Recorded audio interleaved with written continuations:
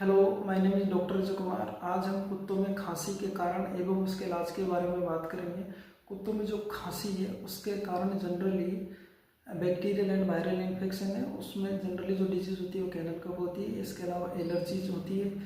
इसके अलावा अगर डिवर्मिंग नहीं की गई तो उसका कारण होता है। इसके अलावा कोई हार्ट डिजीज है तो उसका कारण होता है। इसके अलावा अगर कुछ लोगों ने खाना खाया वो रेस्पिरेटरी ट्रैक्ट में रुका हुआ है, या फिर जो अपन खाना दे रहे हैं फिर दवाई दे रहे हैं वो फेफड़ों में चली गई तो उसकी वजह से कफिंग होती है। इसके अलावा अदर ऑर्गन डिजीज हो तो उसकी वजह से भी ये कफिंग होती है। इसके इलाज में हम एंटीबायोटिक जो यूज़ करते हैं वो डॉक्सीसाइक्लिन यूज़ करते हैं, एमोक्सिसिलिन एंड एंड्रोफ्लॉक्सासिन। जनरली ये एंटीबायोटिक यूज़ की जाती है। इसके अलावा जो एंटी इन्फ्लामेटरी मेडिसिन यूज़ करते हैं उसमें डेक्सामेथासोन, पिरिडीन, इसिलोन यूज़ करते हैं। इसके अलावा हम एंटी हिस्टामिन मेडिसिन जो यूज़ करते हैं उसमें एविलिन है। इसके अलावा हाइड्रोक्सीजिन, हाइड्रोक्लोराइड है।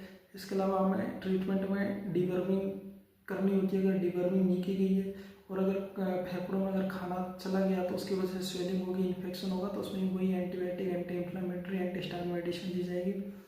इसके अलावा हम घरेलू उपाय में शहद दे सकते हैं। डॉग को ज़्यादा से ज़्यादा पानी की तरफ ऐसे देंगे, और इसके अलावा हम गले में जो पट्टा है वो नहीं बांधेंगे क्योंकि उसकी वजह से भी खांसी होती है। इस तरह से आप डॉक्टर से कंसल्ट करके दवाई दें तो आपका डॉग आसानी से ठीक हो सकता है। धन्यवाद। Hello, my name is doctor Ajay Kumar. आज हम कुत्तों में खांसी के कारण एवं उसके इलाज के बारे में बात करेंगे।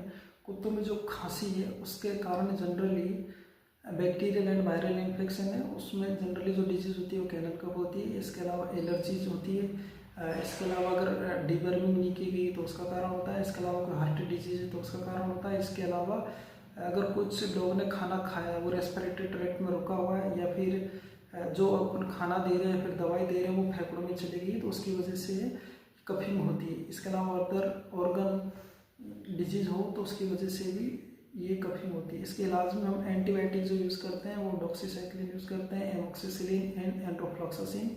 जनरली ये एंटीबायोटिक यूज़ की जाती है। इसके अलावा जो एंटी इन्फ्लामेटरी मेडिसिन यूज़ करते हैं उसमें डेक्सामेथासोन, पिरिडीन, इसिलोन यूज़ करते हैं। इसके अलावा हम एंटी हिस्टामिन मेडिसिन जो यूज़ करते हैं उसमें एविलिन है। इसके अलावा हाइड्रोक्सीजिन, हाइड्रोक्लोराइड है।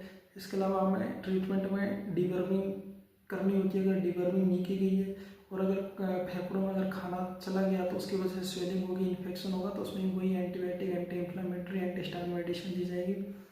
इसके अलावा हम घरेलू उपाय में शहद दे सकते हैं। डॉग को ज़्यादा से ज़्यादा पानी की तरफ ऐसे देंगे, और इसके अलावा हम गले में जो पट्टा है वो नहीं बांधेंगे क्योंकि उसकी वजह से भी खांसी होती है। इस तरह से आप डॉक्टर से कंसल्ट करके दवाई दें तो आपका डॉग आसानी से ठीक हो सकता है।